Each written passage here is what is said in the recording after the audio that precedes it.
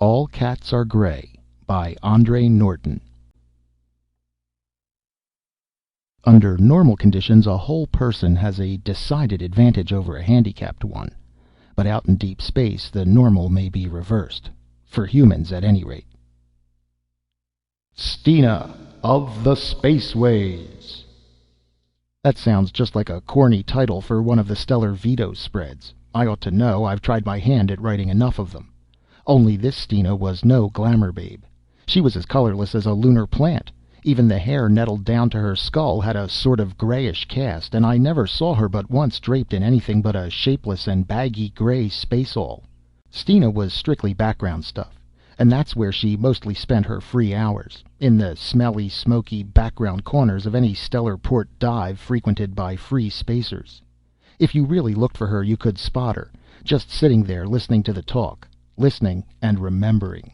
She didn't open her mouth often, but when she did, spacers had learned to listen, and the lucky few who heard her rare spoken words, these will never forget Stina. She drifted from port to port. Being an expert operator on the big calculators, she found jobs wherever she cared to stay for a time, and she came to be something like the master-minded machines she tended, smooth, gray, without much personality of her own. But it was Stina who told Bub Nelson about the Jovan moon rights, and her warning saved Bub's life 6 months later. It was Stina who identified the piece of stone Keene Clark was passing around a table one night, rightly calling it unworked slitite. That started a rush which made 10 fortunes overnight for men who were down to their last jets. And last of all, she cracked the case of the Empress of Mars. All the boys who had profited by her queer store of knowledge and her photographic memory tried at one time or another to balance the scales, but she wouldn't take so much as a cup of canal water at their expense, let alone the credits they tried to push on her. Bub Nelson was the only one who got around her refusal. It was he who brought her Bat. About a year after the Jovan affair, he walked into the free-fall one night and dumped Bat down on her table. Bat looked at Stina and growled. She looked calmly back at him and nodded once. From then on they traveled together, the thin gray woman and the big gray tomcat. Bat learned to know the inside of more stellar bars than even most spacers visit in their lifetimes. He developed a liking for vernal juice, drank it neat and quick, right out of the glass, and he was always at home on any table where Stina elected to drop him.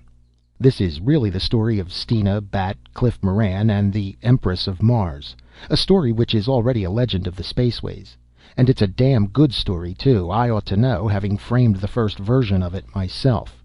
For I was there, right in the Ryle Royal, when it all began on the night that Cliff Moran blew in, looking lower than an ant-man's belly and twice as nasty. He'd had a spell of luck foul enough to twist a man into a slug snake, and we all knew that there was an attachment out for his ship. Cliff had fought his way up from the back courts of Venaport, lose his ship, and he'd slip back there to rot. He was at the snarling stage that night when he picked out a table for himself and set out to drink away his troubles. However, just as the first bottle arrived, so did a visitor. Stina came out of her corner, Bat curled around her shoulders stole-wise, his favorite mode of travel. She crossed over and dropped down without invitation at Cliff's side. That shook him out of his sulks, because Stina never chose company when she could be alone. If one of the man-stones on Ganymede had come stumping in, it wouldn't have made more of us look out of the corners of our eyes. She stretched out one long-fingered hand and set aside the bottle he had ordered and said only one thing. "It's about time for the Empress of Mars to appear again." Cliff scowled and bit his lip. He was tough as jet lining. You have to be granite inside and out to struggle up from Venaport to a ship command. But we could guess what was running through his mind at that moment. The Empress of Mars was just about the biggest prize a spacer could aim for. But in the 50 years she had been following her queer derelict orbit through space, many men had tried to bring her in, and none had succeeded. A pleasure ship carrying untold wealth, she had been mysteriously abandoned in space by passengers and crew, none of whom had ever been seen or heard of again. At intervals thereafter she had been sighted, even boarded. Those who ventured into her either vanished or returned swiftly without any believable explanation of what they had seen, wanting only to get away from her as quickly as possible.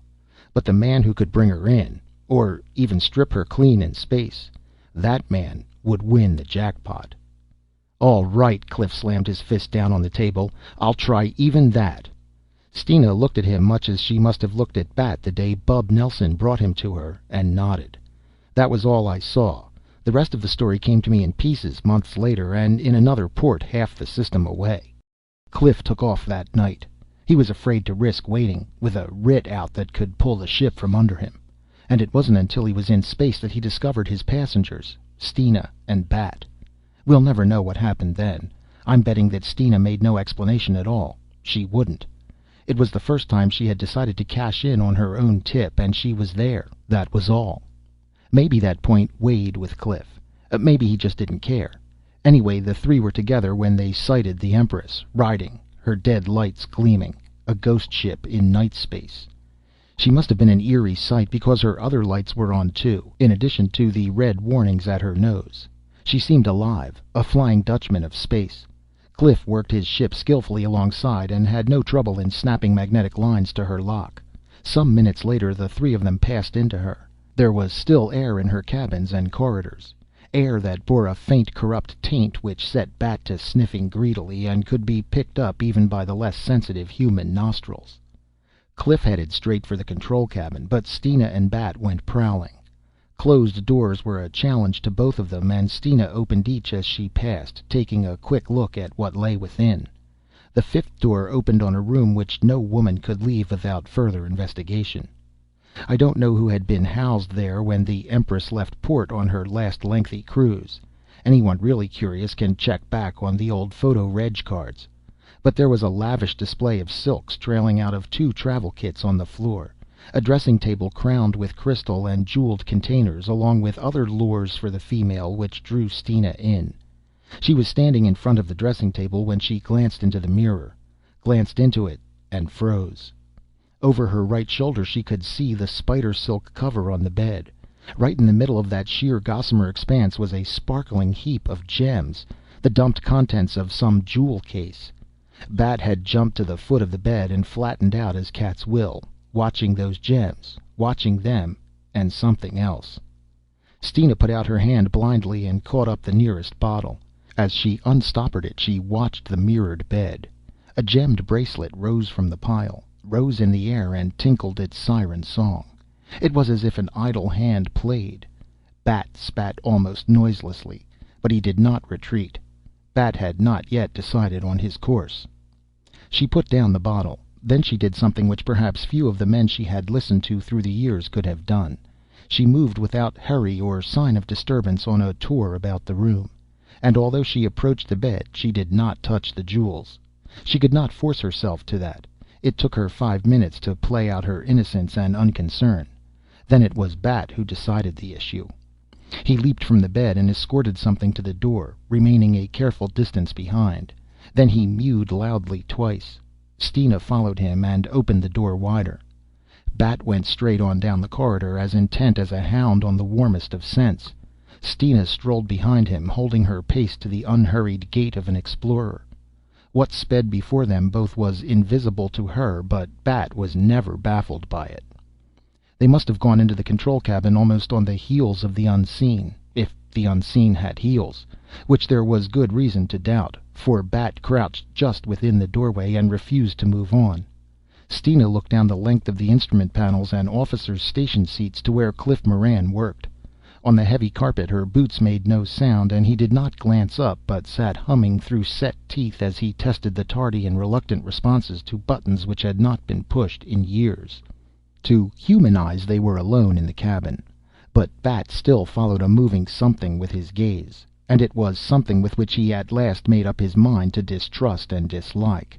For now even he took a step or two forward and spat, his loathing made plain by every raised hair along his spine. And in that same moment Stina saw a flicker of vague outline against Cliff's hunched shoulders, as if the invisible one had crossed the space between them. But why had it been revealed against Cliff, and not against the back of one of the seats, or against the panels, the walls of the corridor, or the cover of the bed where it had reclined and played with its lute? What could Bat see? The storehouse memory that had served Stina so well through the years clicked open a half-forgotten door. With one swift motion she tore loose her spaceall and flung the baggy garment across the back of the nearest seat. Bat was snarling now, emitting the throaty, rising cry that was his hunting song, but he was edging back towards Stina's feet, shrinking from something he could not fight, but which he faced defiantly. If he could draw it after him, past that dangling spaceall, he had to. It was their only chance. What the... Cliff had come out of his seat and was staring at them. What he saw must have been weird enough. Stina, bare-armed and shouldered, her usually stiffly netted hair falling wildly down her back. Stina watching empty space with narrowed eyes and set mouth, calculating a single wild chance. Bat, crouched on his belly, retreating from thin air, step by step, and wailing like a demon. "Toss me your blaster," Stina gave the order calmly, as if they still sat at their table in the Rigel Royal. And as quietly Cliff obeyed. She caught the small weapon out of the air with a steady hand, caught and leveled it. "Stay just where you are," she warned. "Back, Bat! Bring it back!" With a last throat-splitting screech of rage and hate, Bat twisted to safety between her boots. She pressed the thumb and forefinger, firing at the spacealls. The material turned to powdery flakes of ash, except for certain bits which still flapped from the scorched seat, as if something had protected them from the force of the blast. Bat sprang straight up in the air with a scream that tore their ears. "What?" began Cliff again. Stina made a warning motion with her left hand. "Wait." She was still tense, still watching Bat. The cat dashed madly around the cabin twice, running crazily, with white ringed eyes and flecks of foam on his muzzle. Then he stopped abruptly in the doorway, stopped and looked back over his shoulder for a long silent moment. He sniffed delicately. Stina and Cliff could smell it now too. A thick, oily stench which was not the usual odor left by an exploding blaster shell. Bat came back, treading daintily across the carpet, almost on the tips of his paws. He raised his head as he passed Stina, and then he went confidently beyond to sniff and spit twice at the unburned strips of the spaceall. Having thus paid his respects to the late enemy, he sat down calmly and set to washing his fur with deliberation. Stina sighed once and dropped into the navigator's seat. "Maybe now you'll tell me what in the hell's happened," Cliff exploded as he took the blaster out of her hand. "Gray," she said dazedly. "It must have been gray, or I couldn't have seen it like that. I'm colorblind, you see. I can see only shades of gray. My whole world is gray. Like Bat's. His world is gray too, all gray. But he's been compensated, for he can see above and below our range of color vibrations, and apparently so can I." Her voice quavered, and she raised her chin with a new air Cliff had never seen before, a sort of proud acceptance. She pushed back her wandering hair, but she made no move to imprison it under the heavy net again. "That is why I saw the thing when it crossed between us, against your spaceall. It was another shade of gray, an outline. So I put out mine and waited for it to show against that. It was our only chance, Cliff. It was curious at first, I think, and it knew we couldn't see it, which is why it waited to attack. But when Bat's actions gave it away, it moved. So I waited to see that flicker against the spaceall, and then I let him have it. It's really very simple." Cliff laughed a bit shakily. "But what was this gray thing? I don't get it." "I think it was what made the Empress a derelict. Something out of space, maybe, or from another world somewhere." She waved her hands. "It's invisible because it's a color beyond our range of sight. It must have stayed in here all these years. And it kills, it must, when its curiosity is satisfied." Swiftly she described the scene in the cabin, and the strange behavior of the gem pile which had betrayed the creature to her. Cliff did not return his blaster to its holster. "Any more of them on board, do you think?" He didn't look pleased at the prospect. Stina turned to Bat. He was paying particular attention to the space between two front toes in the process of a complete bath. "I don't think so, but Bat will tell us if there are. He can see them clearly, I believe." But there weren't any more, and 2 weeks later Cliff, Stina, and Bat brought the Empress into the lunar quarantine station. And that is the end of Stina's story, because, as we have been told, happy marriages need no chronicles. And Stina had found someone who knew of her gray world and did not find it too hard to share with her. Someone besides Bat. It turned out to be a real love match. The last time I saw her she was wrapped in a flame-red cloak from the looms of Rigel, and wore a fortune in Jovan rubies blazing on her wrists. Cliff was flipping a 3-figure credit bill to a waiter, and Bat had a row of Vernal juice glasses set up before him. Just a little family party, out on the town.